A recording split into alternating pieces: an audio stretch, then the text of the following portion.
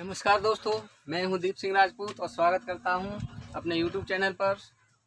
जय श्री राम, जय श्री राधे। दोस्तों, आज का हमारा टॉपिक फिर वही वर्ड विचार। इसका कुछ पार्ट हमने कल पढ़ लिया था, उसी के आगे आज अध्ययन करेंगे। दोस्तों, आज की जो वीडियो है, आज जो हम पढ़ेंगे वो इतने शानदार तरीके से, इतना ज़बरदस्त आज की वीडियो रहेगी कि उम्मीद करता हूँ आज आप अगर आज इसे पढ़ेंगे सही तरीके से तो आगे दोबारा पढ़ने की ज़रूरत नहीं पड़ेगी। ठीक है दोस्तों, तो आज हम जो हमने कल पढ़ा था उसकी लिंक हम डिस्क्रिप्शन में दे देंगे।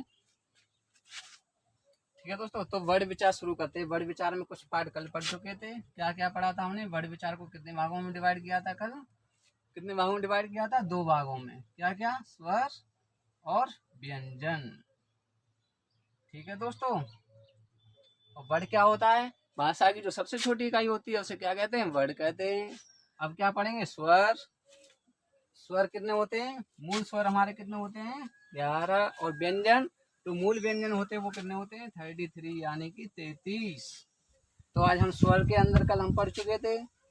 स्वर कितने प्रकार के होते हैं? 3 प्रकार के होते हैं। कौन कौन से? ह्रस्व स्वर, दीर्घ स्वर और प्लुत स्वर।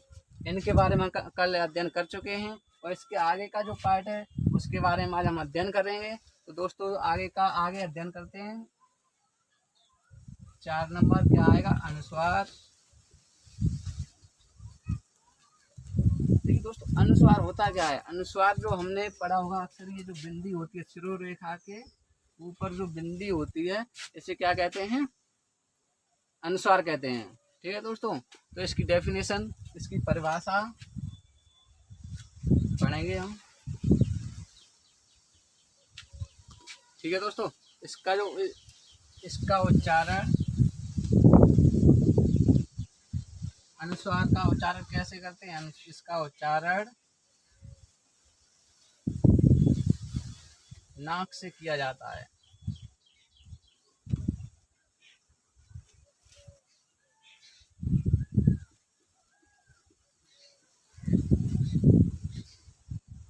इसका उच्चारण किससे किया जाता है? नाक से किया जाता है। ठीक। इसका चिन्ह, अब इसके चिन्ह की बात करते हैं। इसका जो चिन्ह होता है, इसका चिन्ह शिरोरेखा के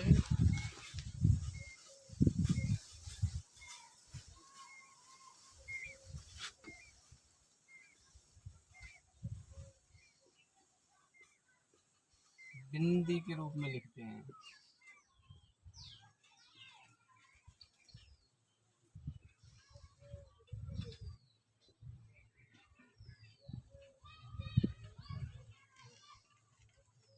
ठीक है दोस्तों,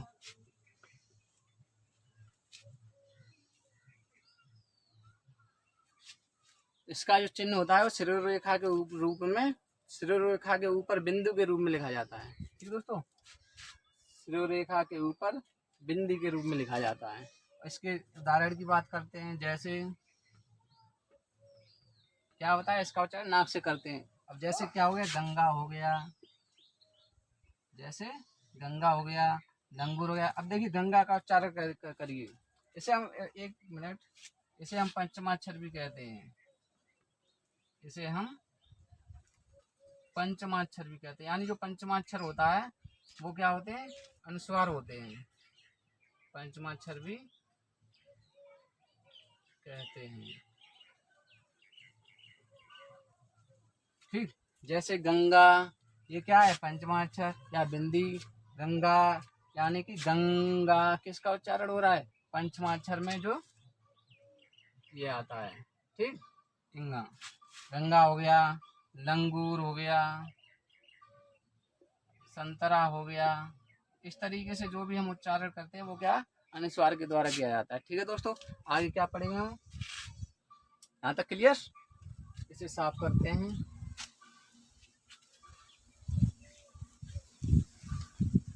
दोस्तों, वीडियो के अंत तक बने रहिए। आज बहुत ही बेहतरीन क्लास होगी आपको।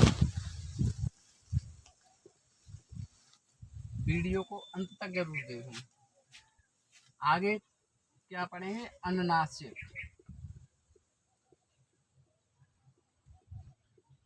दोस्तों, आज ये हमारी सेकंड क्लास है। सेकंड क्लास, फर्स्ट क्लास कल हुई थी। जिन भी विद्यार्थियों ने फर्स्ट क्लास नहीं देखी है वो डिस्क्रिप्शन में जाके लिंक दे दूंगा, वहाँ पर जाके फर्स्ट क्लास देख लें, उसके बाद सेकंड क्लास देंगे।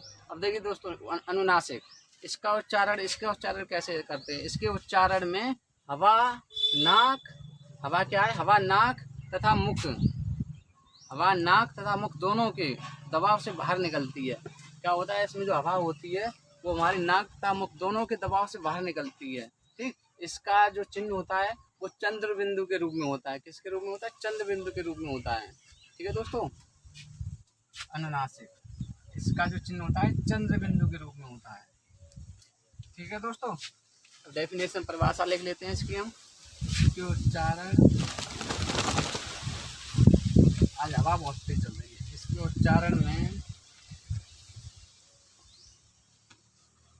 उच्चारण में हवा, नाक तथा मुख दोनों के दबाव से बाहर निकलती है।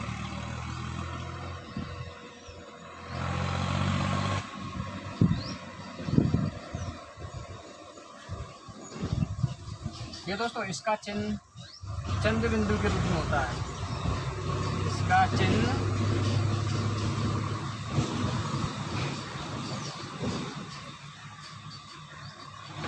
चंद्र बिंदु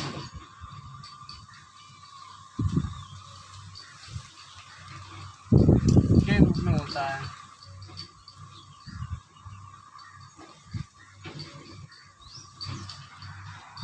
चंद्र बिंदु के रूप में होता है। ठीक है, ये क्या है, चंद्र बिंदु, ये होता है चंद्र बिंदु के रूप में होता है। जैसे एग्जाम्पल की बात करें, आँख है, चांद है, आंधी है, इस तरीके के जो भी शब्द हैं उन्हें हम क्या, अनुनासिक बोलते हैं। जैसे क्या है दोस्तों, आँख है, आँख के ऊपर हम किसका प्रयोग, आँख का उच्चारण करिए, आँख, आँख। तो देखिए, जो हमारी हवा, जो वायु निकल रही है अंदर से, वो नाक और मुख दोनों के दबाव से बाहर निकल रही है। ठीक है ना दोस्तों, तो क्या हो जाएंगे, आँख, आंधी,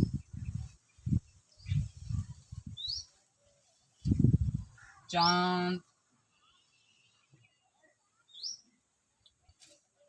ठीक है दोस्तों, एक बार फिर, अनुनासिक, इसके उच्चारण में हवा क्या है, नाक तथा मुख दोनों के दबाव से बाहर निकलती है। इसका इसका जो चिन्ह होता है वो चंद्र बिंदु के रूप में होता है। इसके उदाहरण, नाक हो गया, आँख हो गया, चांद हो गया। क्लियर। अब इसके आगे का पार्ट,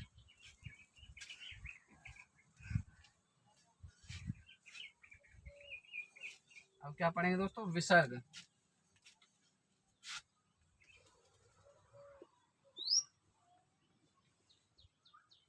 विसर्ग को हम इस तरीके से दिखाते हैं।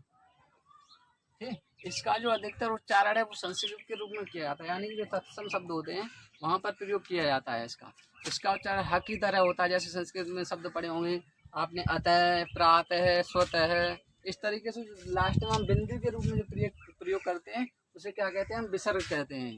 क्या कहते हैं, विसर्ग कहते हैं। इसका उच्चारण, परिभाषा लिख लेते हैं इसकी। इसका उच्चारण कैसे करते हैं दोस्तों, इसका उच्चारण ह के रूप में किया जाता है।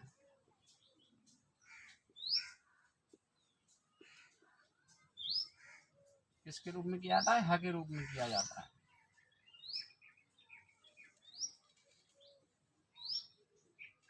इसका चिन्ह जानते ही हैं सभी। इसका चिन्ह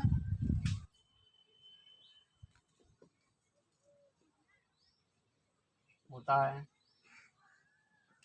विसर्ग। ओके, कि अगर इसके उदाहरण की बात की जाए, इसका उच्चारण देखिए तो, एक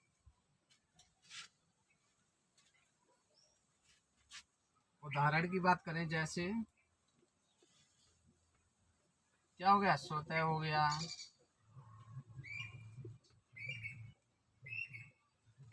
प्रातः हो गया,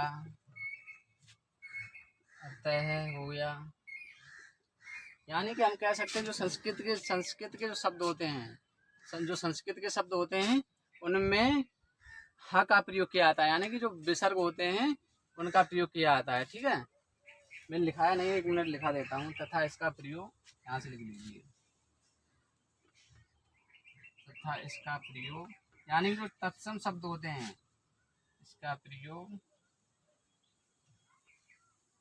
तत्सम तत्सम शब्द होते हैं संस्कृत वाले शब्दों में किया जाता है, तत्सम शब्दों में किया जाता है।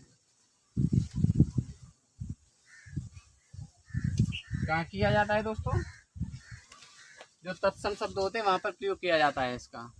ठीक है दोस्तों, और जो हमारे अयोगवा होते हैं, अयोगवा कौन कौन से होते हैं? अनुस्वार और विसर्ग, यही दोनों क्या होते हैं? अयोगवा होते हैं। क्लियर? एक बार ये एग्जाम में भी आया था दोस्तों,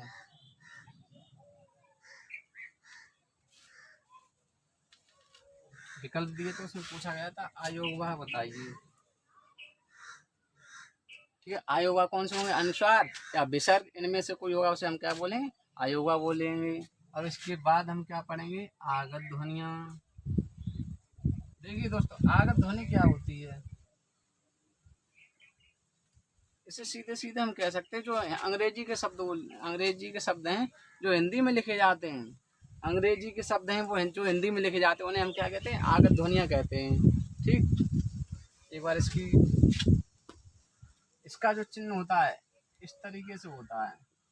ठीक, अब इसकी परिभाषा लिख लेते हैं।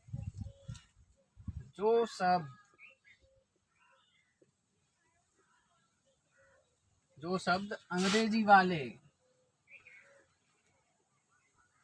ये क्या होते हैं? अंग्रेजी वाले शब्द होते हैं। जो शब्द अंग्रेजी वाले हिंदी में लिखे जाते हैं, हिंदी में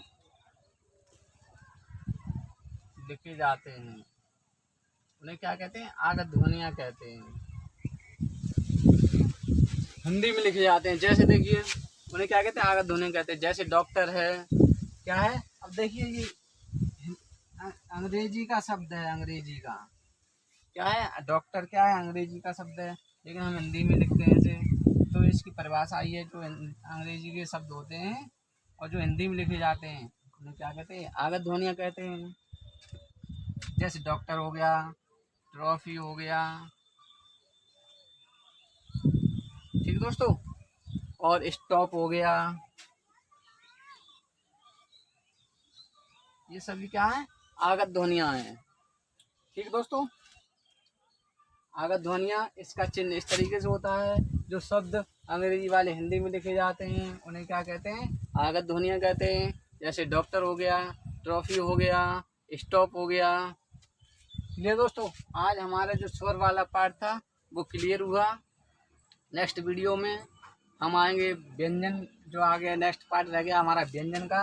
व्यंजन हम जानते हैं व्यंजन कितने होते हैं,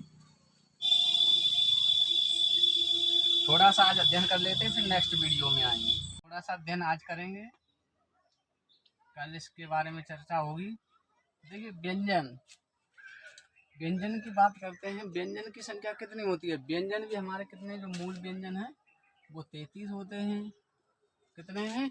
33 होते हैं। एक क्वेश्चन यहाँ से भी बनता है एग्जाम में कि मूल व्यंजन कितने होते हैं? 33 होते हैं। क्वेश्चन सरल है। इसी जो इजी क्वेश्चन आते हैं और टफ आते हैं, इन्हीं का कॉम्बिनेशन होता है। तो इजी भी क्वेश्चन आएंगे और टफ क्वेश्चन भी आएंगे। ठीक है दोस्तों, तो व्यंजन कितने होते हैं हमारे? 3। इन्हें हम 3 भागों में डिवाइड करेंगे। स्पर्श व्यंजन,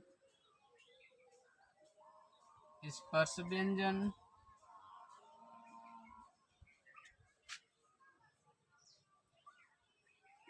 अंतस्थ व्यंजन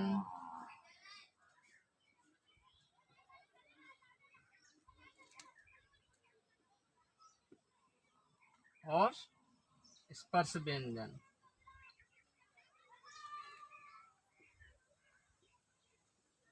ठीक है दोस्तों। स्पर्श व्यंजन कितने होते हैं? 25 होते हैं। अंतस्थ व्यंजन कितने होते हैं? 4 होते हैं। और स्पर्श व्यंजन कितने होते हैं? 4 होते हैं। तो 25 और 4 29 और 4 33। तो हमारे व्यंजन कितने हो गए? 33। ठीक है दोस्तों।